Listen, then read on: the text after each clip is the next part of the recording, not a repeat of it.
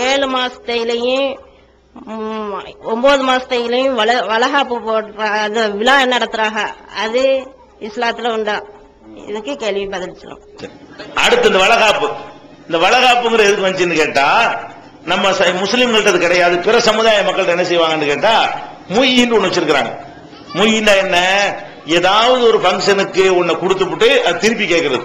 இப்ப எங்க வீட்டு கல்யாணத்துக்கு ஒரு 1000 ரூபாய் தந்தாங்கன்னு வைங்களேன், நான் போய் 1000 ரூபாய்க்கு அதை செஞ்சு ஆகணும்.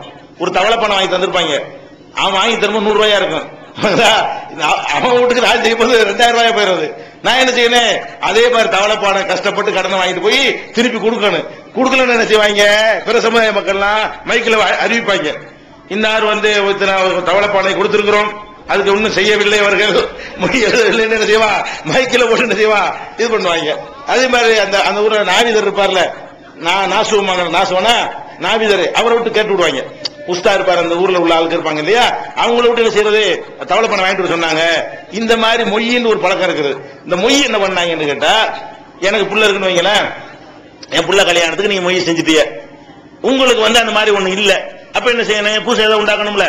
இந்த மாதிரி அதை உண்டாக்குறக்கா என்ன செய்யறாங்க? எனக்கு 4 புள்ள, உங்களுக்கு ஒரு பொம்பளை பிள்ளை இருக்குது. இப்ப என்ன பண்ணா, 4 தடவை நம்ம கொடுத்துருக்கோமே, இவன் 1 தானே தருவான். எனக்கு 4 பொம்பளை பிள்ளை இருக்கு, 4 பொம்பளை பிள்ளைக்கு அவன் செஞ்சுட்டு போயிட்டான், அவனுக்கு ஒரு பொம்பளை பிள்ளை தான் இருக்குது, ஒரு பொம்பளை பிள்ளைக்கு நான் 1 தானே செய்ய முடியும். அப்படிங்கும்போது 3 மைனஸ் ஆகுது. அதுக்காக என்ன பண்ணாங்கன்னு கேட்டா, பொம்பளை வயசுக்கு வந்து அதுக்கு ஒரு ஃபங்க்ஷனு, வளகாப்பு ஃபங்க்ஷன் கூட்டுறது. அதாவது புள்ள ஒன்னா இருக்கிறதுனால ஃபங்க்ஷனை கூட்டி வளகாப்புல வசூல் பண்ணி போடுவாங்க. இல்லன்னா என்ன செய்வாங்க? வயசுக்கு வருதுன்னு பத்திரிகை கொடுத்து அது மொய்யை வசூல் பண்றதுக்காக வேண்டி, இது மொய்யை வசூல் பண்றதுக்காக வேண்டி இதெல்லாம் உண்டாக்குனாங்களே தவிர வேற என்ன கிடையாது. வளகாப்புங்கிறதெல்லாம் ஒரு பெரிய நிகழ்ச்சியோ ஒரு ஃபங்க்ஷன்லாம் கிடையாது. அந்த பெண்களுக்கு வலை எல்லாம் மாட்டிக்கிட்டு வளைய காப்பும் போட்டு என்ன செய்யறது? அலங்கரிக்க. அப்பனுக்கு இப்படி அலங்கரிக்கிற கணவன் சந்தோஷமா ஜாலியா இருக்குமா அலங்கரிச்சு அர்த்தம் இருக்குது. அவன் புருஷன் வீட்டை விட்டுட்டு இப்ப அம்மா வீட்டுக்கு வந்து அலங்கரிச்சு யாருக்கு அலங்கரிக்கிற? அலங்கரிக்கிறதுக்கு மீனிங்கே இல்லாம இருக்குது. எப்ப அலங்கரிக்கணும்? புருஷனோட சந்தோஷமா இருக்கக்கூடிய நேரத்தில் வளகாப்பு போட்டு ஜாலியா வச்சுன்னா அது சந்தோஷமா இருப்பாங்க. இவங்க எப்ப அலங்கரிக்கிறாங்க? புருஷன் குடும்ப வாழ்க்கையில் ஈடுபடுறத பிரிச்சுட்டு வந்து அவுட்ல ஒண்ணு வச்சுட்டு அலங்கரிக்கிறது என்ன அர்த்தம்? இது எல்லாமே இந்த வசூலுக்காக செஞ்சது. அது இஸ்லாத்துல கிடையாது. வளகாப்புங்கிறது வளகாப்பு வயசுக்கு வர்ற சடங்கு, இது எல்லாமே இஸ்லாத்துல கிடையாது. இன்னும் சொல்ல போனா கொடுத்ததை திருப்பி வாங்குறது மார்க்கத்துல பயங்கரமான பாவம்.